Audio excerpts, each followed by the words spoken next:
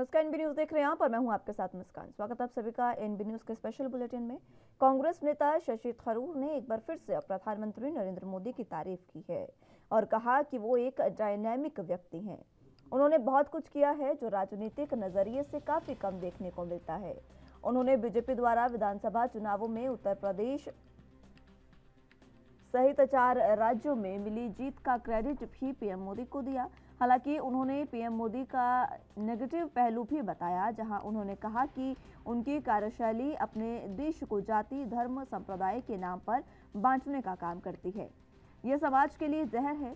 उन्होंने कहा कि ये उनके अकेले का नहीं बल्कि उनकी पार्टी और परिवार का काम है। उनके नजरिए में सिर्फ जय श्री राम बोलने वाला ही हिंदू है। जब किसी के विश्वास को लेकर सवाल उठाए जाते हैं तो वो गलत है। यही देश में चिंता का विषय भी है।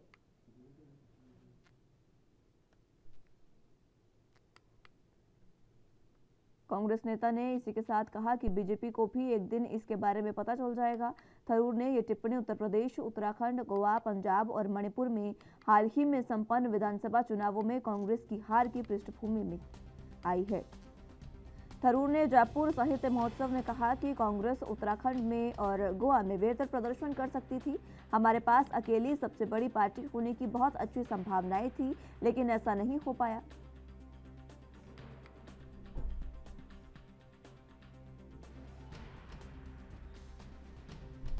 I think that he's a man of tremendous vigor and dynamism, and I think that he has done some things that are very, very impressive, especially politically. He has won a lot of elections that many of us assumed would be closer than they ended up being.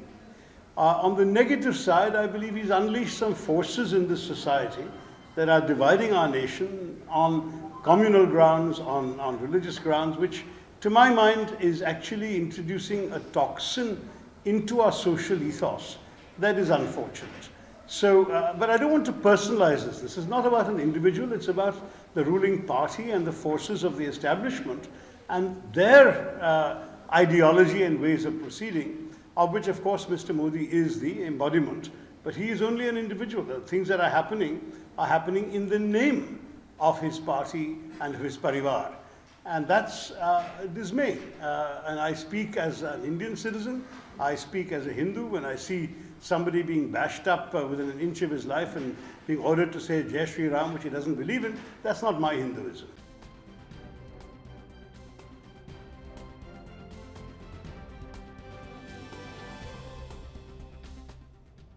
तो कांग्रेस नेता शशि थरूर ने एक बार फिर से प्रधानमंत्री नरेंद्र मोदी की तारीफ की है और इसी के साथ उन्होंने ये स्वीकार किया कि कांग्रेस जो है वो 2 राज्यों में बेहतर प्रदर्शन कर सकती थी, लेकिन एक जो राज्य उनके हाथ में था वो भी उनके हाथ से चला गया, जिसको लेकर उन्होंने हार स्वीकार की और कहा कि कांग्रेस इससे बेहतर प्रदर्शन कर सकती थी। लेकिन उत्तर प्रदेश की बात अगर करें तो उन्होंने कहा कि सिर्फ अकेली प्रियंका गांधी पर सब कुछ छोड़ देना ये कहीं का भी न्याय नहीं था। उन्होंने बहुत मेहनत की, लेकिन उनकी मेहनत जो है वो एक अकेले होने के लिए वजह से रंग नहीं ला पाई। इस तरीके की बातें शशि थरूर ने कही। इसी के साथ प्रधानमंत्री को लेकर उन्होंने तारीफ की है और एक बार फिर से शशि थरूर जो सांसद हैं कांग्रेस के, उनका एक बार फिर से मोदी मोह देखने को मिला और उन्होंने इस दौरान कहा कि प्रधानमंत्री नरेंद्र मोदी एक डायनामिक व्यक्ति हैं। और बाकी जो 4 राज्य हैं, 5 राज्यों के विधानसभा चुनाव हुए, जिसमें से 4 राज्यों में बीजेपी को प्रचंड बहुमत मिला और ये प्रचंड बहुमत जो है इसका सीधे तौर पर क्रेडिट अगर किसी को जाता है तो वो प्रधानमंत्री नरेंद्र मोदी को जाता है। हालांकि इतना ही नहीं, उन्होंने प्रधानमंत्री के नेगेटिव पॉइंट्स पे बताए और कहा कि वो सिर्फ देश को धर्म, जाति और संप्रदाय के नाम पर बांटने की कोशिश करते हैं और ये सिर्फ उनका ही नहीं, उनके परिवार की विचारधारा है कि देश को किसी भी तरीके से धर्म और जातियों के नाम पर बांटा जाए और इसी को लेकर राजनीति की जाए। इस तरीके की बातें शशि थरूर ने कही।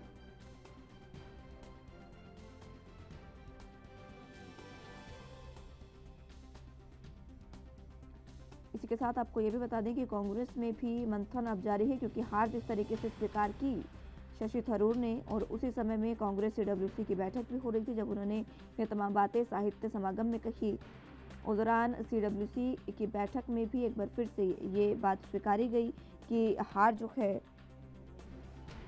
और जो प्रदर्शन रहा कांग्रेस का 5 राज्यों के चुनावों में, वो काफ़ी खराब प्रदर्शन था और इसी वजह से जो कांग्रेस को हार जो मिली है उसको स्वीकार करना ज़रूरी है। इसी के साथ सीडब्ल्यूसी की बैठक में एक बार फिर से सोनिया गांधी को अंतरिम अध्यक्ष बनाए रखने की बात जो है वो सामने आई है। आपको बता दें कि सोनिया गांधी ने सीडब्ल्यूसी की बैठक में अपना इस्तीफे की पेशकश की थी, लेकिन उसके बाद तमाम नेताओं ने ये नकार दिया। बुलेटिन में यहाँ वक्त एक छोटे से ब्रेक का है, फौरन हाजिर होंगे।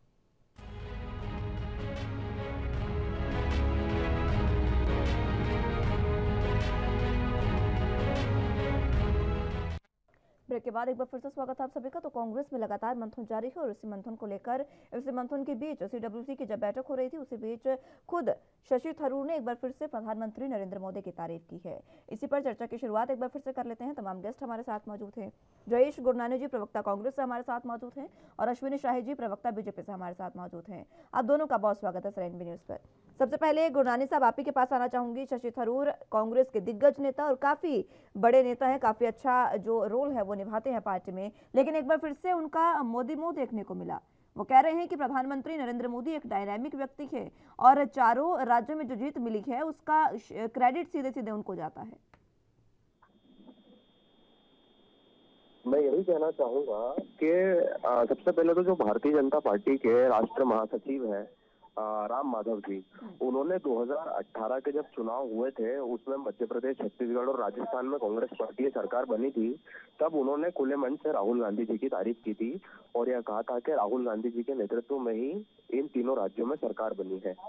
और उसके बाद जो है गोवा के विधायक और डेप्यूटी स्पीकर मिथिलेश लोबो ने भी कांग्रेस पार्टी के राष्ट्रीय अध्यक्ष, तत्कालीन राष्ट्रीय अध्यक्ष राहुल गांधी जी की तारीफों के पुल बांधे थे और उन्होंने कहा था कि राहुल गांधी जी के नेतृत्व में कांग्रेस पार्टी काफी अच्छा कर रही है और इससे अच्छा नेता कांग्रेस पार्टी को नहीं मिल सकता वर्तमान के समय में। तो ऐसा नहीं है कि राजनीति जो है वह सिर्फ वैमनस्य की जाना हमेशा अपेक्षा की जानी चाहिए एक राजनेता से। जब राजनीतिक विरोध होता है तो उसमें हम इंसान के व्यक्तिगत रूप से उसके चाल चरित्र के ऊपर टिप्पणी ना करते हुए हम यह कोशिश करते हैं कि हम नीतियों की बात करें, हम उनके द्वारा किए जा रहे कामों की बात करें और उसका विरोध हो, फिर उसकी प्रशंसा हो। और यही शशि थरूर जी ने किया। अगर नरेंद्र मोदी जी की कोई बात अच्छी लगी है तो उन्होंने व्यक्तिगत रूप से उसकी तारीफ करी और खुली करी और इसमें कोई मतलब इतना बड़ा कोई राजनीतिक मुद्दा नहीं है, क्योंकि शशि थरूर जी के उन्हें अगर नरेंद्र को बात जो है उससे वह प्रभावी होते हैं, उन्हें वह अच्छी लगती है तो उसे स्वीकार करने में कोई हिचक नहीं होनी चाहिए। और यह तो हमारी कांग्रेस पार्टी के नेता प्रियंका गांधी जी ने भी उत्तर प्रदेश के चुनाव में खुले मन से कि मैं तो योगी आदित्यनाथ जी और नरेंद्र मोदी जी के उनके कार्यों की आलोचना करती हूँ, उनके राजनीतिक करने के तरीके की मैं आलोचना करती हूँ, परंतु मैं इस बात की आलोचना नहीं करती कि वो उनका व्यक्तिगत जीवन कैसे जीते हैं या फिर मैं उनकी व्यक्तिगत नहीं करती। तो यह तो मतलब सही राजनीति करने का सबसे अच्छा तरीका। और दूसरी बात मैं कहना चाहूंगा कि आपने यह कहा कि शशि थरूर जी ने एक बात कही कि वर्तमान में जो भारतीय जनता पार्टी ने जो सरकार बनाई है 4 राज्यों में वह नरेंद्र मोदी जी के चेहरे पर बनाई है। इस तरह की बात शशि थरूर जी ने करी। तो यह शशि थरूर जी ने तारीफ करी या फिर एक तंज कसा है भारतीय जनता पार्टी, यह तो शशि थरूर जी ही बता पाएंगे, क्योंकि हमें यह ध्यान रखना होगा कि भारत का जो संविधान है वह संघीय ढांचे के अनुसार चलने वाला एक राष्ट्र है। यह भारत के संविधान में घोषणा की हुई है। संघीय ढांचे का मतलब यह होता है कि केंद्र के मुद्दे राज्य के मुद्दे अलग होंगे।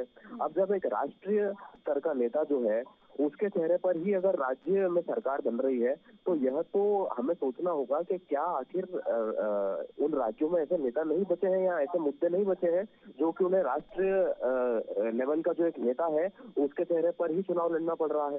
तो यह तो शशि थरूर जी ने एक तंज कसा है मेरे अनुसार, और इसे बेहतर शशि थरूर जी ही बता पाएंगे। ठीक है, अश्विनी शाही जी के पास मैं जाना चाहूंगी। शाही साहब, तारीफ उन्होंने प्रधानमंत्री नरेंद्र मोदी की बेशक की और क्रेडिट भी दिया हो 4 राज्यों में जीत का, लेकिन इसी के साथ उन्होंने एक बात कही कि उनकी एक बात मुझे जो नेगेटिव लगती है, नेगेटिव बात पर अगर जिक्र करूं तो उन्होंने कहा कि धर्म, जाति और सांप्रदाय के नाम पर बांटती है बीजेपी।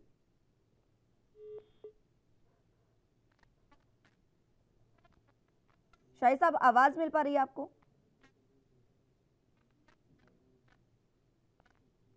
चलिए, संपर्क उनसे टूट गया, एक बार फिर से उनको जोड़ने की कोशिश करेंगे।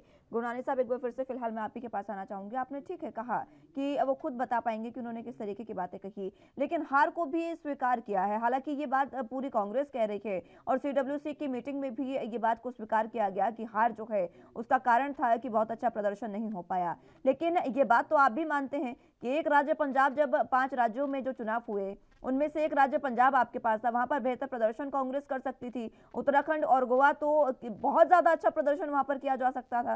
कारण क्या रहा इसका? देखिए, मूलभूत कारण क्या रहा है इस पर अभी पार्टी में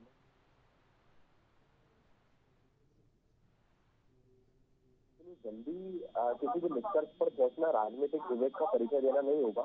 तो पार्टी का मंथन चल रहा है कि क्या मूलभूत कारण रहे हैं और जल्द ही उन मूलभूत कारणों को ढूंढकर उन पर काम भी जारी किया जाएगा और आपको अगले चुनाव में देखने को मिलेगा। अगले चुनाव में इसका देखने को तो मिलेगा मंथन, लेकिन अगर ये मंथन, क्योंकि बार बार ये सवाल उठता है, अगर अब जो मंथन हो रहा है कुछ समय पहले होता तो शायद रिजल्ट्स कुछ और होते, नतीजे कुछ और होते 5 राज्यों के चुनावों के। मंथन की सबसे ज्यादा कमी कांग्रेस में देखने को मिलती है। देखिए, यह तो एक एंडलेस डिबेट है, क्योंकि 2018 में जब राज्यों के चुनाव हुए तब कांग्रेस ने बेहतर प्रदर्शन किया। तब मीडिया के लोग, विपक्ष के लोग, भारतीय जनता पार्टी के लोग, अन्य दलों के लोग सब कांग्रेस की तारीफ कर रहे थे, राहुल गांधी जी की तारीफ कर रहे थे। यह कह रहे थे कि उनके नेतृत्व में ही यह जीत संभव हो पाई। उन्होंने जो सपना दिखाया जनता को, यह उसी की बदौलत है कि जनता ने उन पर विश्वास किया और पार्टी ने एक बेहतर परफॉर्मेंस किया। और अब जब कांग्रेस पार्टी हारी है तो उन्हीं पर प्रश्न चिन्ह लगाए जा रहे हैं, फिर उन्हीं यही पूछा जा रहा है कि आपने पहले से मंथन क्यों नहीं किया। तो यह तो एक लोकतांत्रिक प्रक्रिया है, हार जीत चलती रहती है। आज हम हारे हैं, कल हम फिर जीतेंगे, फिर कल हारेंगे, फिर कल जीतेंगे। यह तो एक लंबी प्रोसेस है, यह तो चलता रहता है। और जो भी मूलभूत कारण है इस पर हम बिल्कुल ध्यान देंगे और जो भी कमियां रहेगी अगले चुनाव में हम यह पूरा प्रयास करेंगे कि उन कमियों को हम उभार पाए। ठीक है, ये बात आपकी ठीक है, हार जीत चलती रहती है, चुनाव है, एक पार्टी हारेगी तो एक पार्टी जीतेगी, वाजिब सी बात है। लेकिन मंथन की बात मैं कर रही हूँ, आपने कहा कि अगले चुनावों में देखने को मिलेगा। कांग्रेस आखिर कहाँ खुद को देख रही है? क्योंकि देखिए, बीजेपी लगातार बढ़ती जा रही है, बड़ी पार्टी बनती जा रही है और लगातार बीजेपी का वर्चस्व भी बढ़ता जा रहा है, लेकिन सबसे पुरानी पार्टी जो कांग्रेस है वो कहीं ना कहीं अब हाशिए पर आती नजर आ रही है। और देखा, एक राज्य आपके हाथ से एक और चला गया है, अब कितने ही राज्यों में आपकी सरकार रह गई है, 2 राज्यों में पूर्ण बहुमत के साथ। देखिए, बात सरकार में ना रहने की नहीं है। अगर आपको वास्तविक रूप से कांग्रेस को देखना है कि वह कहाँ खड़ी है, तो आप यह देखिए कि आज कांग्रेस पार्टी के पूरे भारत में कितने विधायक और कितने सांसद हैं। अगर आप भारतीय जनता पार्टी की बात करेंगे तो अगर पूरे अगर मैं बात करूं तो करीब 1200 से अधिक विधायक जो है वो भारतीय जनता पार्टी के पास है। और कांग्रेस की बात करें तो उनके पास, कांग्रेस पार्टी के पास 700 से अधिक विधायक है। तो आप खुद ही देख लीजिए, सबसे बड़ा और सबसे मजबूत विपक्ष तो आज की तारीख में कांग्रेस ही है। और आप अन्य दलों से भी कंपैरिजन कर सकते हैं। समाजवादी पार्टी सिर्फ उत्तर प्रदेश तक सीमित है, आम आदमी पार्टी दिल्ली तक सीमित है, अभी पंजाब में उन्होंने सरकार बनाई है, अब पंजाब तक उसका एक्सटेंशन हुआ है। बसपा की यदि बात करेंगे तो वह भी उत्तर प्रदेश तक सीमित है, शिवसेना की बात करेंगे तो वो महाराष्ट्र तक सीमित है। तो ऐसे कई रीजनल पार्टीज हैं, वो अपने अपने रीजन तक ही सीमित है। परंतु अगर आप नेशनल लेवल की बात करेंगे, राष्ट्रीय स्तर की बात करेंगे, तो कांग्रेस से अच्छा और मजबूत विपक्ष वर्तमान में मुझे देखने को नहीं मिलता। ठीक है, फिलहाल मजबूत विपक्ष कांग्रेस में देखने को मिलता है, वो तो बात है ही, लेकिन कांग्रेस की जो मंथन नहीं हो पा रहा है, आत्म मंथन कांग्रेस में, उसकी वजह से कांग्रेस कहीं ना कहीं कमजोर तो पड़ती नजर आ रही है, ये बात आपको माननी होगी। फिलहाल मैं लूटूंगी आपके पास एक बार फिर से, शाहिद साहब हमारे साथ एक बार फिर से जुड़ चुके हैं। आवाज आपको मिल पा रही है शाहिद साहब? जी, शशि थरूर की हम बात कर रहे हैं। उन्होंने प्रधानमंत्री नरेंद्र मोदी की तारीफ की और कहा कि डायनामिक वो व्यक्ति हैं और 4 जो राज्यों में जीत हुई है उसका क्रेडिट उन्होंने दिया है। लेकिन दूसरी तरफ उन्होंने नेगेटिव पॉइंट आउट करते हुए कहा कि धर्म, जाति और संप्रदाय के नाम पर बांटती है बीजेपी और प्रधानमंत्री देश को। देखिए मुस्कान जी जो है, शशि थरूर जी अक्सर माननीय प्रधानमंत्री जी के तारीफ करते रहते हैं, लेकिन अब कांग्रेस में है तो उनको थोड़ा विरोध भी करना पड़ता है, अपने नेताओं को दिखाना पड़ता है कि धर्म जाति की बात करते हैं। भारतीय जनता पार्टी के ऊपर जो धर्म जाति का आरोप लगता है, दिखाते ये लोग हैं, जाते हैं कहीं जो है मंदिर पर तो जनेऊ जो है कुर्ते के ऊपर पहन के दिखाते हैं। अभी बनारस में देखा आपने, त्रिपुंड में लगाकर घूम रहे थे। तो धर्म जाति का तो कौन करता है, उसकी बात नहीं। कांग्रेस अपना मंथन नहीं कर रही है, भारतीय जनता पार्टी के ऊपर क्या कर। देखिए उन्होंने कहा, और अभी थोड़ा सा मैंने सुना जो कांग्रेस के हमारे साथी प्रवक्ता बोल रहे हैं, उन्होंने तो ऐतिहासिक विपक्ष बता दिया कांग्रेस को। इनको इतना वो नहीं है कि अब हम तो खत्म, अस्ताचल की तरफ कांग्रेस जा रही है। उनका एक प्रदेश चला गया, उसके बाद भी इस तरीके से ठीक है, चलिए ये तो उनका आत्मविश्वास है और ये अच्छी बात है। बहरहाल मैं लौटूंगी एक बार फिर से आपके पास, चर्चा की शुरुआत एक बार फिर से करेंगे। फिलहाल वक्त एक छोटे से ब्रेक का है, फौरन हाजिर होंगे।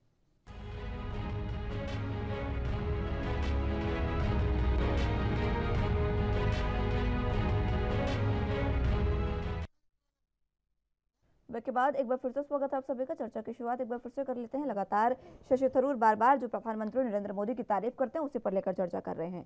शाहिद साहब, आप अपनी बात पूरी करें। देखिए आपने इनकी बातों को आत्मविश्वास बताया, मगर ठीक है, आत्मविश्वास होना चाहिए और ऐसे ही कार्यकर्ताओं के बल पर जो है पार्टियां टिकी रहती हैं। मगर कांग्रेस में देखिए गांधी परिवार का एक जो वटवृक्ष है उसके नीचे कोई पनप नहीं पाया। G23 की बैठक कल हुई, इनकी CWC की भी बैठक हुई, इन लोगों ने कहा, लेकिन कुछ चारण भाट वहां भी हैं जिन्होंने कहा कि नहीं, गांधी परिवार के बिना हमारा अस्तित्व नहीं है। G23 के लोग कह रहे हैं कि फिर से विचार करना पड़ेगा। ऐसे ही अभी देखिए आज शाम तक कहीं ना कहीं किसी के ऊपर पत्थर उत्थर टमाटर और कुछ ईट पत्थर न चल जाए, जैसे पिछली बार कपिल सिब्बल साहब के यहाँ चल गया था। वो लोग अगर सलाह देते हैं इनको, तो उनके यहाँ इनके कार्यकर्ता पता नहीं किस नेता के सह पर जाके पत्थर फेंकते हैं। तो कांग्रेस अब अप्रासंगिक हो गई है देश के लिए, और आने वाले चुनाव में छत्तीसगढ़ और इनका जो है राजस्थान भी जाने वाला है। अब ये तमिलनाडु में किसी के साथ है 2-4 सीट लेकर, उसके बाद जो है अपना महाराष्ट्र और झारखंड, यही ये लेकर चलते रहेंगे। अब धीरे धीरे दूसरे दलों का प्रादुर्भाव होगा जो भारतीय जनता पार्टी से आकर लड़ेंगे। कांग्रेस में जब तक गांधी परिवार का ये अस्तित्व जो है नेतृत्व पर बना रहेगा, तब तक जो नीचे के लोग जो हैं वो इनसे कटते जा रहे हैं, इनके कार्यकर्ता कटते जा रहे हैं, वो कांग्रेस विलुप्त सी होती जा रही है। जी मुस्कान जी। ठीक है, कांग्रेस विलुप्त होती जा रही है और बाकी जो कुछ राज्य बचे हैं, 2 राज्य पूर्ण बहुमत के, और बाकी जो 2 राज्य हैं उसमें गठबंधन की जो सरकार है वो भी इनके हाथ से जाने वाली है, ये कह रहे हैं शाहिद साहब। गुरनानी जी, ये जो हमारे भारतीय जनता पार्टी के साथी प्रवक्ता है, यदि वो खुद की चिंता कर ले तो ज्यादा अच्छा है, क्योंकि कांग्रेस की चिंता करने के लिए तो हम लोग बैठे हुए हैं और शीर्ष नेतृत्व बैठा हुआ है। तो कांग्रेस पार्टी में क्या होना चाहिए, कांग्रेस पार्टी के कार्यकर्ता तय करेंगे, कांग्रेस पार्टी के लोग तय करेंगे, पदाधिकारी तय करेंगे, ना कि कोई भारतीय जनता पार्टी के प्रवक्ता तय करेंगे। तो मेरा यही कहना है कि पार्टी जो है वह अपने तरीके से काम कर रही है। और जहाँ तक बात रही आज जो चर्चा का विषय है कि शशि थरूर जी ने जो बयान दिया था, तो आज मुझे तो जो उर्दू के बहुत बड़े शायर हैं शकील आजमी जी, उनका एक शेर याद आता है। उन्होंने कहा था कि जो रंजिशें थी उन्हें बरकरार रहने दिया, जो रंजिशें थी उन्हें बरकरार रहने दिया, गले मिले भी तो दिल में गुबार रहने दिया। तो यह जो शेर है यह वर्तमान परिस्थिति पर बिल्कुल सटीक बैठता है, क्योंकि अगर आप किसी की तारीफ करते हैं और भले से वो आपकी विचारधारा से भिन्न है, आपकी पार्टी से भिन्न है, और उसकी कार्यशैली की यदि आप तारीफ कर देते हैं, तो यह तो मतलब यह तो कांग्रेस पार्टी का बड़प्पन मानना चाहिए कि उन्होंने अपने नेताओं को यह सिखाया है कि आप व्यक्तिगत हमलों के अलावा भी राजनीति कर सकते हैं, किसी की तारीफ भी कर सकते हैं अगर आपको कोई बात पसंद आती है। और यह कोई मतलब बहुत बड़ी बात नहीं है। भारतीय जनता पार्टी के भी जो वरिष्ठ पदाधिकारी है उन्होंने राहुल गांधी जी की तारीफ करी। आज भारतीय जनता पार्टी के साथी प्रवक्ता यहाँ पर बैठ करके कांग्रेस पर प्रश्न चिन्ह लगा रहे हैं, तो मैं उनसे यही कहना चाहूंगा कि जो आप ही के पार्टी के जो वरिष्ठ महासचिव है, राष्ट्रीय महासचिव है राम माधव जी, उन्होंने राहुल गांधी जी की तारीफ करी। तो क्या आप राम माधव जी की बात से सहमत नहीं है? आप ही की पार्टी के जो गोवा के विधायक हैं और डिप्टी स्पीकर भी रहे हैं मिथिलेश लोबो जी, उन्होंने कांग्रेस पार्टी की तारीफ करी और राहुल गांधी जी की तारीफ करी। तो क्या आप उनसे सहमत नहीं है? तो यह तो इस प्रकार की बात हो गई कि राजनीति में सिर्फ और सिर्फ आप कुठाराघात करिए एक दूसरे के ऊपर, सिर्फ और सिर्फ आप एक दूसरे के ऊपर आरोप लगाइए, तो ही राजनीति है। यह असली राजनीति नहीं है। कांग्रेस पार्टी की जो विचारधारा है वो तो सर्वोदय की विचारधारा है, हर किसी का उदय है। हम सिर्फ एक वर्ग और एक समाज के साथ। लेकिन एक बात आपने कही कि कांग्रेस खुद की चिंता कर रही है और अपने तरीके से काम कर रही है, लेकिन कल सीडब्ल्यूसी की बैठक में देखा गया, एक बार फिर से J23 के नेता हैं और गुलाम नबी आजाद वहां पर मौजूद थे, उन्होंने एक बार फिर से कहा कि पुनर्विचार करने की जरूरत है और जो अध्यक्ष है उनको बदलने की जरूरत, अध्यक्ष पद पर एक जो पूर्णकालिक अध्यक्ष है उसको बैठाने की जरूरत है, अंतरिम अध्यक्ष को बदलने की जरूरत है, ये बात उन्होंने कही। इस बात पर क्यों कांग्रेस विचार नहीं कर रही है, ये समझना थोड़ा मुश्किल होता जा रहा है। देखिए, गुलाम नबी जी जो है उन्होंने अपनी बात कही और अन्य नेताओं ने भी अपनी बात कही जो CWC के मेंबर है। अब CWC सिर्फ एक व्यक्ति के हिसाब से तो नहीं चलने वाली। CWC जो है वह सब जब पूरा एक रेजोल्यूशन पास होगा, उस रेजोल्यूशन में सारे मेंबर की सहमति होगी, सहमति के उपरांत जो निष्कर्ष और जो निर्णय लिया जाता है वह बंधनकारी होगा, वह लागू होगा। तो हमें इस तक का वेट करना चाहिए जब तक के कोई रेजोल्यूशन पास नहीं होता, जब तक के CWC की मीटिंग किसी निष्कर्ष पर नहीं पहुंचती। किसी एक सदस्य ने अगर कोई टिप्पणी की, कोई बयान दिया है, तो उसे हमें एक कोई इस प्रकार का रूप नहीं देना चाहिए जिससे कि यह साबित हो कि कांग्रेस पार्टी के विरुद्ध ही जाकर के उन्होंने बयान दिया है। क्योंकि यह तो कांग्रेस पार्टी की शुरुआत से रीति-नीति रही है कि हमारे पार्टी में बयान नहीं दिया, बल्कि वो तो चाह रहे हैं कि कांग्रेस एक बार फिर से पुनर्जीवित हो जाए और कांग्रेस में कुछ बदलाव हो। वो तो खुद ये चाह रहे हैं। J23 जो नेता थे उसमें से कितने नेता आप खुद जानते हैं लगातार मांग करते रहे बदलाव की, नहीं बदलाव हो पाया तो उसके बाद वो पार्टी छोड़कर चले गए। इतने नेता पार्टी छोड़कर चले गए, उनका आपको कोई फिलहाल खेद भी नहीं है, कोई दुख नहीं दिखता नहीं है कांग्रेस पर। लेकिन बाकी के जो नेता बचे हैं J23 के, कुछ गिने चुने नेता जो बचे हैं बड़े, उनको तो आप कम से कम रोक लीजिए। उनकी बातों को मानकर अगर विचार करेंगे तो शायद कांग्रेस एक बार फिर से जीवित हो उठे। शाही साहब। मुस्कान जी, जो हमारे कांग्रेस के प्रवक्ता हैं, इन्होंने कहा कि कांग्रेस पर प्रश्न चिन्ह जो है हमें नहीं लगाना चाहिए। मैं कहां लगा रहा हूं, ये तो देश की जनता लगा रही है, आपके अपने नेता लगा रहे हैं, तो हमको लगाने की आवश्यकता ही नहीं है। जब घर में ही इतना बड़ा विस्फोट हो गया है तो उसमें कोई मतलब नहीं है। जो कांग्रेस पार्टी एक अपने लिए पूर्णकालिक अध्यक्ष नहीं खोज पा रही है, राहुल जी के करीब जितने भी नेता थे, चाहे RPN सिंह जी हो, ज्योतिरादित्य जी हो, जितिन प्रसाद जी हो, इन लोग देखिए किस तरीके से चले गए छोड़कर। और एक नई चीज अभी मैं इनको बता रहा हूं, दीपेंद्र हुड्डा जी जो है वो भी छोड़कर जाने वाले हैं, ऐसी भी सूचना आई है। तो अब मैं अपने ऊपर प्रश्न चिन्ह लगा रहे हैं। गुलाम नबी जी इनके पुराने सदस्य हैं, उनको भी ये कुछ कह सकते हैं। जैसे जितिन प्रसाद जी गए तो उनको कह दिया वो तो कूड़ेदान में थे, ठीक है, हम लोगों ने कूड़ेदान से उठाकर एक ले आए, हमने अपना मंत्री बनाया उनको। लेकिन जो अब गुलाम नबी जी की प्रशंसा तो पूरे सदन ने की थी, लेकिन वो क्यों सवाल उठा रहे हैं? ठीक उन है, लोगों का मानना है कि फिर से शुरू करेंगे। मैं लौटूंगा आपके पास एक बार फिर से। फिलहाल वक्त एक छोटे से ब्रेक का है, फौरन हाजिर होंगे।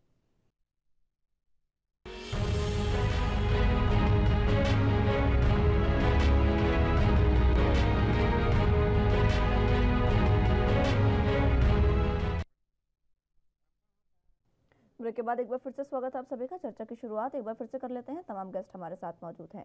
शाही साहब, आप कुछ कह रहे थे, आप अपनी बात पूरी करें। जी, मैं ये कह रहा था कि कांग्रेस एक वटवृक्ष की तरह है, गांधी परिवार एक वटवृक्ष की तरह है, उसके साए से लोग निकलना चाहते हैं, लेकिन गांधी परिवार निकलने नहीं दे रहा। 2 बार ऐसा हुआ।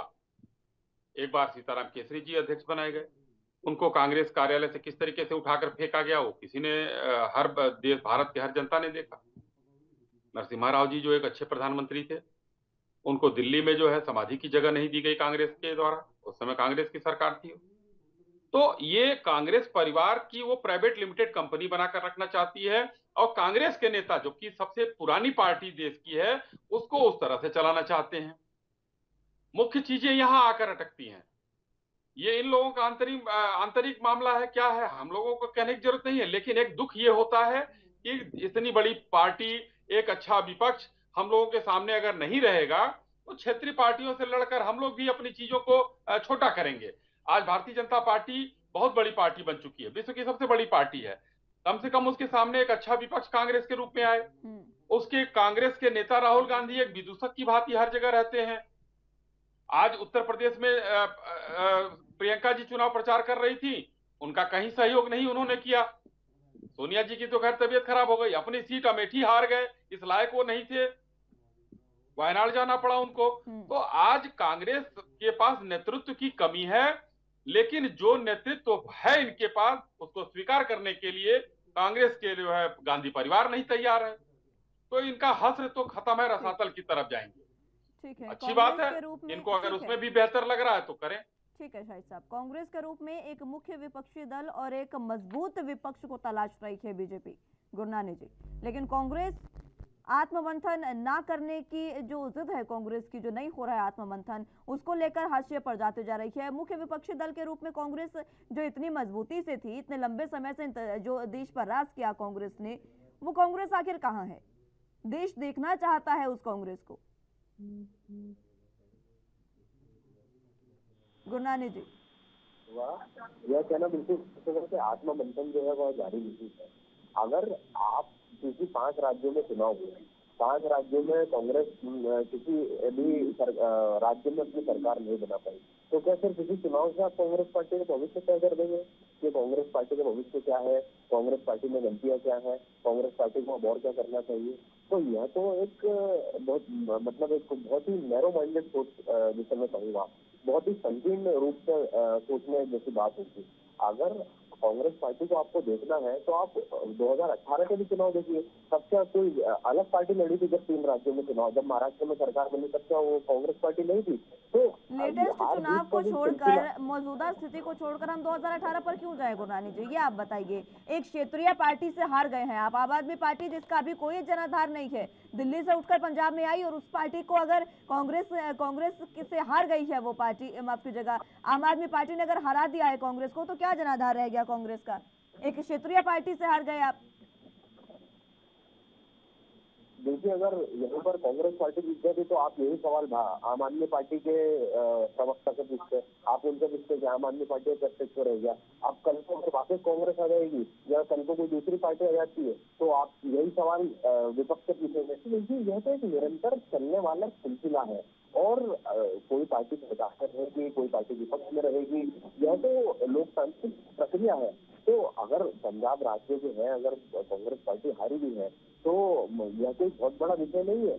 आज इस बात को आपको समझना होगा, क्योंकि आने वाले समय में भी चुनाव होंगे। 5 साल जनता ने आम आदमी पार्टी को दिए हैं। यदि आम आदमी पार्टी के कार्य से वह संतुष्ट होगी तो उन्हें सत्ता में वापस लाएगी। पंजाब की जनता नहीं होगी तो किसी दूसरी पार्टी को लाएगी। हो सकता है वह कांग्रेस पार्टी हो सकता है अकाली दल हो सकता है भारतीय जनता पार्टी हो। परंतु आज हमें देखना होगा कि सिर्फ और सिर्फ वर्तमान में जो 5 राज्यों के चुनाव हुए हैं, उसके परिणामों को देखते हुए यदि कांग्रेस पार्टी पर यह प्रश्न चिन्ह लगाया जाता है, विपक्ष मौजूद नहीं है और देश कांग्रेस पार्टी संकट में है, तो मेरा यह मानना है गलत होगा। हमें थोड़ा इंतजार करना चाहिए, परिस्थिति में बदलेंगी, सारी चीजें बदलेंगी। कांग्रेस पार्टी जनता से जुड़ी हुई, आज आप गाँव में चले जाइए, बैतूल में चले जाइए, आपको कांग्रेस पार्टी का कार्यकर्ता मिल जाएगा। भारतीय जनता पार्टी का कांग्रेस पार्टी का जरूर मिल जाएगा। तो आज कांग्रेस पार्टी जो है ग्रामीण क्षेत्रों से, पंचायत लेवल से इतनी मजबूत पार्टी है। हम तो जमीन पर रहने वाले लोग हैं, हमें सारी चीजें, हमने चुनाव में जो काम किया तो मुझे पूरी अनुभव की ऐसा गाँव होते हैं जिसके भारतीय जनता पार्टी का कोई झंडा उठाने वाला कार्यकर्ता भी नहीं मिलता, इन्हें शहर से मिलाना पड़ता है। परंतु कांग्रेस पार्टी का कार्यकर्ता वहाँ पर है और खड़ा हुआ रहता है कांग्रेस पार्टी के लिए कार्य करने के लिए। तो यह कहना बिल्कुल गलत है कि कांग्रेस पार्टी जो है वो एक मजबूत विपक्ष नहीं है, क्योंकि आज भी जी रहे हैं सिर्फ और सिर्फ कांग्रेस पार्टी की विचारधारा को देश में स्थापित करने के लिए सपना देख रहे हैं। तो यह बिल्कुल गलत होगा कि कांग्रेस पार्टी जो है वह एक विपक्ष के रूप में वर्तमान में मौजूद है। ठीक है, लेकिन देखिए कांग्रेस खुद को मजबूत बता रही है और आपने कहा कि थोड़ा इंतजार करिए, देखिए जरा इंतजार करते करते कहीं बाकी बचो राज्य भी ना निकल जाए। मौजूदा स्थिति क्या है कांग्रेस की, वो इस समय चिंता का विषय है। और देखिए सिर्फ कांग्रेस को ही नहीं, एक अच्छा विपक्ष जनता भी चाहती है, एक अच्छा विकल्प जनता चाहती है। इस वजह से जनता को भी ये चिंता है कि कांग्रेस आखिर क्यों इतनी खत्म होती जा रही है। सबसे पुरानी राजनीतिक पार्टी है कांग्रेस। अश्विनी शाही जी। देखिए मुस्कान जी, आज जो है अभी हमारे भाई कह रहे हैं कि कांग्रेस जो है गांव गांव की पार्टी है, बहुत बड़ी पार्टी है। तो दो तीन बातें हैं। एक तो चलिए अच्छा है, आप आत्ममंथन करिए, चिंतन करिए। महाराष्ट्र की बात इन्होंने कहा, मैं महाराष्ट्र के बारे में बता दूं। महाराष्ट्र में चुनाव जो है हम जीत कर आए थे और हमारे साथी जो है, जो प्री पोल अलायंस था, हमारा साथी हमको छोड़कर चला गया, वो आपके साथ सरकार बना लिया, आपको बधाइयां। लेकिन चुनाव आप नहीं जीते थे वहां, जो महाराष्ट्र की बात आप कर रहे हैं। और जो आप बता रहे हैं गांव संवैधानिक रूप से अपनी सरकार महाराष्ट्र में स्थापित करना हूँ। आपने तो आधी रात में गवर्नर को बुला करके सारे असंवैधानिक तंत्र मंत्र अपनाने के बाद जो है अंत में संविधान की जीत हुई और अंत में कांग्रेस पार्टी समर्थित सरकार मध्य प्रदेश महाराष्ट्र में कार्यरत है। आप यह पूरी बात बताइए। ठीक है, सवाल आप ही से था शाही साहब। अच्छा, तो गुरनानी जी बोल रहे हैं। तो देखिए, मैंने अभी कहा कि 399 पर कांग्रेस ने चुनाव लड़ा, बहुत जमीनी पार्टी है, मानता हूं। 387 पर जमानत जब्त हो गई इनकी। कौन सी जमीन की पार्टी है? 12 सीटें मिली, 2 विधायक हो गए इनके, और वो दोनों अपने व्यक्तित्व पर जीते हैं। बाकी 10 जगह जमानत बची है। यही ये जमीनी पार्टी है। अगर ये आत्ममंथन नहीं करना चाहते हैं तो हमें कोई आपत्ति नहीं है, ना हम कहने वाले कौन होते हैं, इनका आंतरिक मामला है। मगर महाराष्ट्र के मामले पर और इस 399 में 387 पर जमानत जब्त, ये कितनी बड़ी जमीनी पार्टी है। हाँ, इनका नेता जो है, अध्यक्ष जो है, वो जरूर धरती पकड़, क्योंकि उनको हमेशा चाहिए धरने बैठना, मुकदमा लिखवाना, वो है उनके अंदर। मगर कहीं नहीं दिखी है पूरे प्रचार में, लड़की हूं, लड़ सकती हूं। नीति और नियत का फर्क है। उत्तर प्रदेश में इनकी नीति होती है, लड़की हूं, लड़ सकती हूं, 40% टिकट हम महिलाओं को देंगे। उत्तराखंड बगल में है, वहां पर वो नीति नियत खत्म हो जाती है। पंजाब में वो नियत खत्म हो जाती है, गोवा में वो नियत खत्म हो जाती है, मणिपुर में वो नियत खत्म हो जाती है। तो ये नीति और नियत का फर्क है इनका, कि यहां पर वो बनाते हैं और वो चीजों में 387 पर जमानत जब्त करा लेते हैं। आओ टिकट ले जाओ, किसी को पकड़ के टिकट दे दिया। ये बल्क में आज तक किसी की इतनी बेइज्जती नहीं हुई होगी कि 399 में 387 पर जमानत जब्त। तो कांग्रेस को मैं लौटूंगी एक बार फिर से आपके पास, मैं लौटूंगी आपके पास। वक्त एक छोटे से ब्रेक का है, फौरन हाजिर हूँ।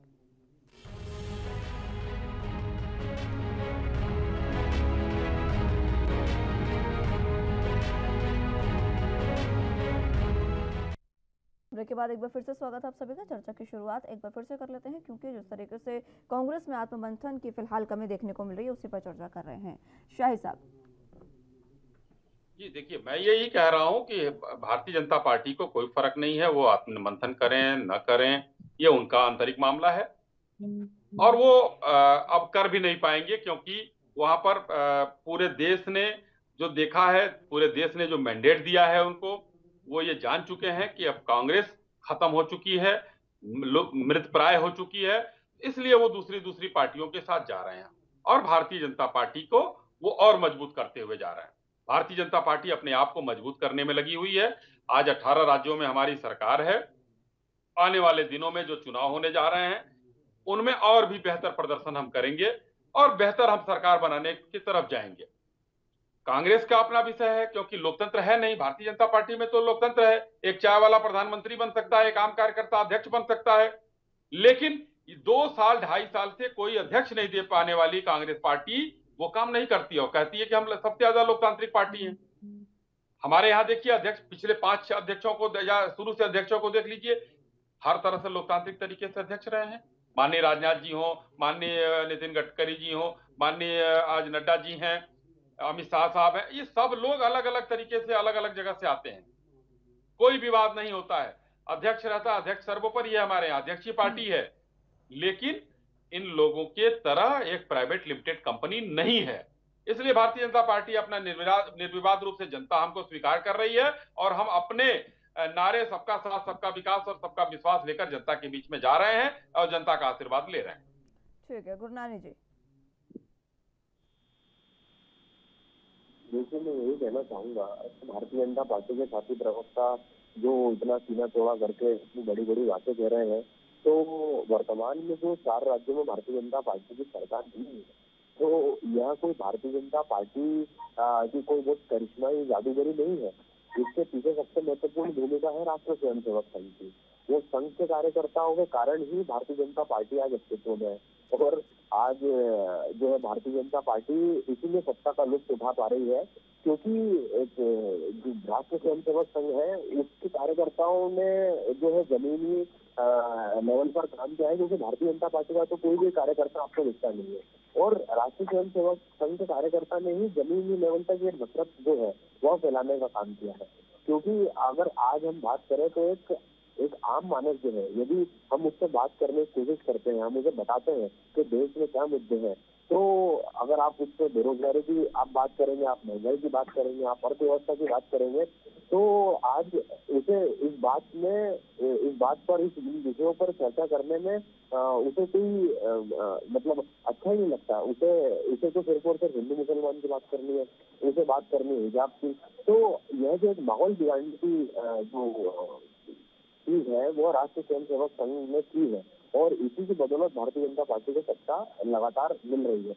और अब कांग्रेस पार्टी जो है इसी माहौल को बदलने के लिए कार्यरत है। कांग्रेस पार्टी के जो कार्यकर्ता है जमीनी लेवल पर जाके जनता से संपर्क बना के, जनता से बात करके, उनकी समस्याएं सुन के, समस्याओं का निवारण करके हम यह सुनिश्चित करेंगे कि आने वाले समय में कांग्रेस पार्टी को मजबूती मिले। कांग्रेस पार्टी जो है वह इस देश की सबसे बड़ी मजबूत विपक्ष की पार्टी है, और हम यही कोशिश करेंगे कि निरंतर राहुल गांधी जी के नेतृत्व में हम आम जनता का यह संदेश पहुंचा पाए कि किस प्रकार से कांग्रेस पार्टी जो है वह इस देश के लिए सबसे बेहतर विकल्प है।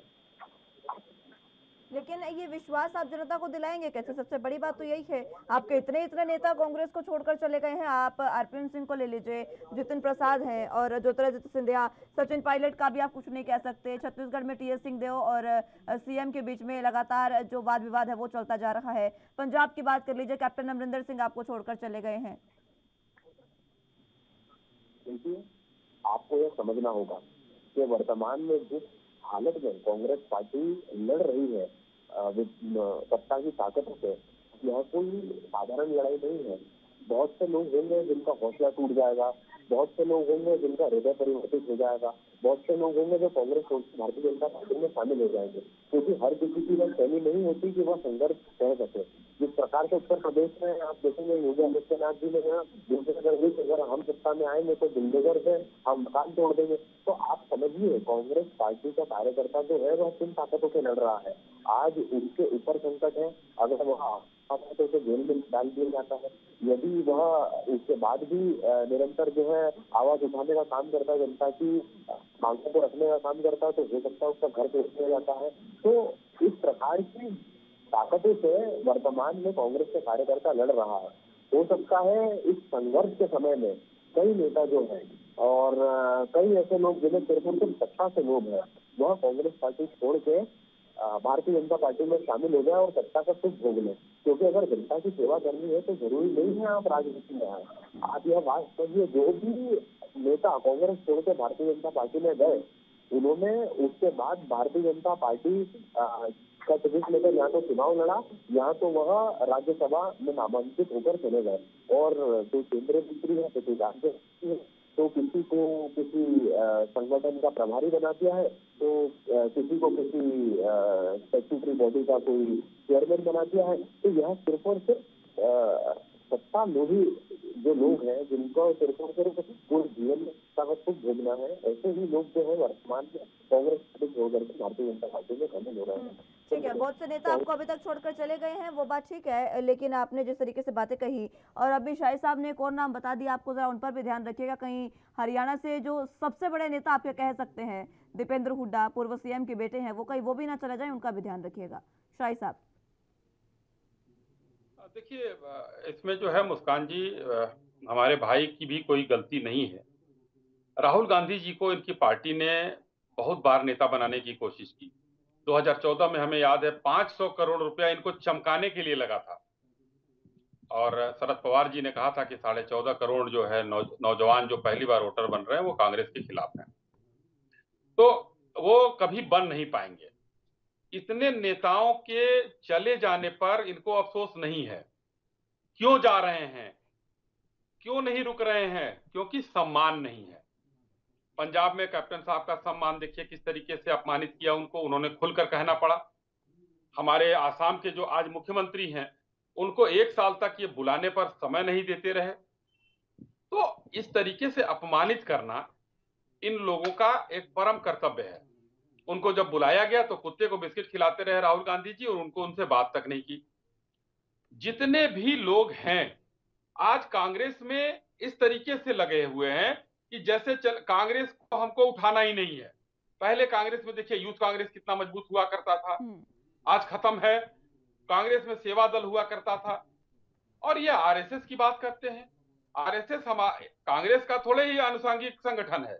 आरएसएस हमारा एक सहयोगी संगठन है जो हमको समय समय पर मार्गदर्शन देता है। ठीक है, मैं लौटूंगी चुनावी रजनी, मैं लौटूंगी आपके पास। फिलहाल वक्त एक छोटे से ब्रेक का है, फौरन हाजिर होंगे।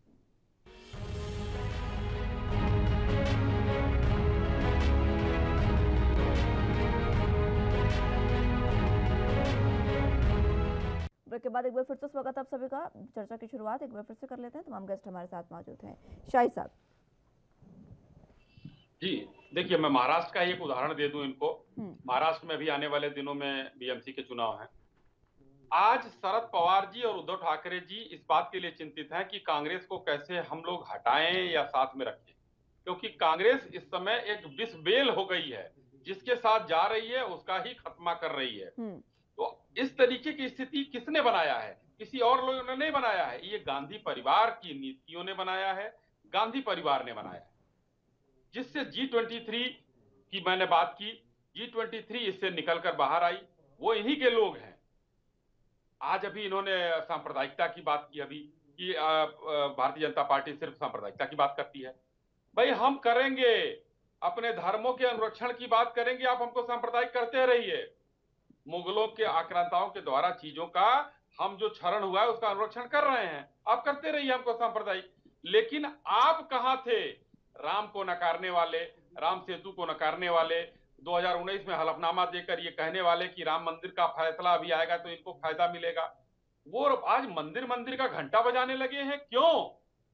आप क्यों आ गए सांप्रदायिकता की तरफ? आप सेकुलर बने रहिए। तो इस तरीके की चीजें जब होंगी देश में मुस्कान जी, किसी के पीछे पीछे पीछे पीछे चलकर, तो बहुत दिन तक राजनीति नहीं हो सकती है। अपना बल प्रयोग करना पड़ेगा, अपना दल बताना पड़ेगा, अपनी मजबूती दिखानी पड़ेगी, जो कि कांग्रेस खत्म हो चुकी है। और भारतीय जनता पार्टी निसंदेह सीना चौड़ा, अभी भाई हमारे कह रहे थे सीना चौड़ा करके बात करेंगे, चौड़ा करेंगे, क्योंकि हम विश्व की सबसे बड़ी पार्टी है, एक लोकतांत्रिक पार्टी है, और आज हम 18 राज्यों में सरकार में हैं।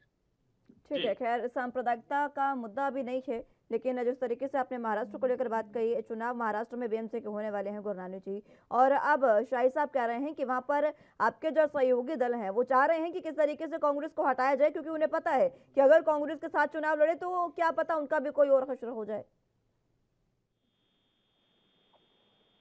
देखिए, मैं यही कहना चाहूंगा कि कुछ रीत जगत की ऐसी है कि हर एक सुबह की शाम हुई, तू कौन है, तेरा नाम है क्या, यहाँ तो सीता भी बदनाम हुई।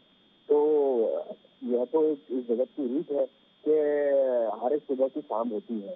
तो आज जो भारतीय जनता पार्टी अपने आप को यह कह रही है कि हम सबसे बड़ी पार्टी है और हमारे पास सैकड़ों कार्यकर्ता है, मिस कॉल से उन्होंने सैकड़ों कार्यकर्ता बना दिए होंगे, पर हमें इनकी हकीकत पता है कि जमीन पर उनके पास कितने कार्यकर्ता लड़ने के लिए तैयार हैं। और दूसरी बात मैं यह कहना चाहूंगा कि आज की तारीख में आज अगर राजनीति करनी है तो आपके ऊपर कई हमले किए जाएंगे। अगर आज राहुल गांधी जी को भारतीय जनता पार्टी समझती है कि वह काबिल नहीं है, वह नेतृत्व नहीं कर सकते, तो आखिर उन पर इतने हमले क्यों किए जाते हैं? चाहे वह नरेंद्र मोदी जी हो, चाहे वह अमित शाह जी हो, चाहे वह जेपी नड्डा जी हो, सब सारे नेताओं की जो निगाह है वह राहुल गांधी जी के ऊपर ही रहती है। राहुल गांधी जी क्या कर रहे हैं, क्या प्रतिक्रिया दे रहे हैं, किस मुद्दे को उठा रहे हैं, इसी पर उनका पूरा ध्यान केंद्रित रहता है। यदि वह राहुल गांधी जी को सीरियसली नहीं लेते, यदि वह राहुल गांधी जी को विपक्ष का नेता नहीं मानते, तो फिर क्यों राहुल गांधी जी की हर उठाए गए प्रश्न पर वह प्रतिक्रिया देते हैं और स्पष्टी देते फिरते हैं? तो यह तो कहना बिल्कुल मतलब उचित नहीं होगा कि राहुल गांधी जी जो है और जो नेतृत्व वर्तमान में कांग्रेस पार्टी को संचालित कर रहा है वह इनकॉम्पिटेंट है, या फिर इसमें अभी परिवर्तन की एकदम सख्त आवश्यकता है। और दूसरी बात मैं कहना चाहूंगा कि आज मतलब बड़ा हुआ तो क्या हुआ, जैसे पैर खजूर पंछी को छाया नहीं दे, फल लागे अति दूर, तो यही हालत जो है वो भारतीय जनता पार्टी की हो गई है। भले से वो अपने आप को बड़ी पार्टी बता दे, भले से यह बता दे कि आज उनके पास सैकड़ों कार्यकर्ता है, उनकी कई राज्यों में सरकार है, परंतु आज जनता को क्या मिला है आज यह देखना होगा। भारतीय जनता पार्टी एक खजूर के पेड़ की तरह हो गई है, ना तो वह किसी को छाया दे पा रही है और ना ही कोई उनके फल का उपभोग कर पा रहा है, क्योंकि कई कार्यकर्ता जो है जो कि भारतीय जनता पार्टी के मजबूत और टिकाऊ कार्यकर्ता थे, आज उन्हें सिर्फ और सिर्फ जरी दिखाने का काम दिया गया है। और जो टिकाऊ लोग थे जो कि कांग्रेस पार्टी से ही बिक करके भारतीय जनता पार्टी में शामिल हुए हैं, उन लोगों को सत्ता पर भोगने के लिए बाकी राज्यों में धीरे धीरे दिखाते जा रही है गुरनानी साहब, लेकिन आपको एक हिदायत है कि आप बीजेपी की चिंता करने से ज्यादा बेहतर है कि कांग्रेस की चिंता करे, आत्ममंथन करे और बाकी के जो राज्य अभी बचे हैं आपके पास उनको एक बार फिर से वहां पर लाने की कोशिश करें। क्योंकि देखिए सीधी सी बात है, 5 राज्यों के चुनाव खत्म होते ही प्रधानमंत्री से आप देखिए सीधे गुजरात वहां पहुंच गए, क्योंकि उन्हें पता है गुजरात में अभी अंत में चुनाव होने हैं। कांग्रेस कहां पर है? कांग्रेस दिख ही नहीं रही है कहीं। आप बाकी राज्यों में कर क्या रहे हैं वो कुछ समझ नहीं आ रहा है ना। आपने अभी इन 5 राज्यों में पूरे तरीके से प्रचार किया। हाँ, प्रियंका गांधी अकेली महिला जो थी उन्होंने जिस तरीके से उत्तर प्रदेश में पूरा प्रचार किया उसकी मैं सराहना करती हूँ, उनकी प्रशंसा मैं इस बात को करती हूँ कि अकेली महिला ने जिस तरीके से पूरे उत्तर प्रदेश में प्रचार किया। लेकिन बाकी राज्यों में कांग्रेस दिखी नहीं, शायद यही कारण है कि कांग्रेस के हाथ से को राज्य उनका चला गया है। फिलहाल समय की मेरे पास कमी है। बहुत बहुत शुक्रिया आप दोनों का हमारे साथ जुड़ने के लिए और चर्चा हमारे साथ करने के लिए। लेकिन जिस तरीके से लगातार कांग्रेस अब खात्मे की ओर आती जा रही है, हाशिए पर आती जा रही है, मंथन कांग्रेस को करना जरूरी होगा। और जब कांग्रेस के अंदर ही इस तरीके से कलह देखने को मिलेगी, खुद कांग्रेस के नेता चाहते हैं कि बदलाव हो, लेकिन कई ऐसे नेता हैं जो बदलाव की ओर रुख नहीं कर रहे हैं। ये आपसी जो मतभेद है वो देखना होगा कि कांग्रेस को आखिर कहां लाकर खड़ा करते हैं। फिलहाल के लिए मेरे साथ बस इतना ही। तमाम अहम खबरों के लिए आप देखते रहिए एनबी न्यूज। नमस्कार।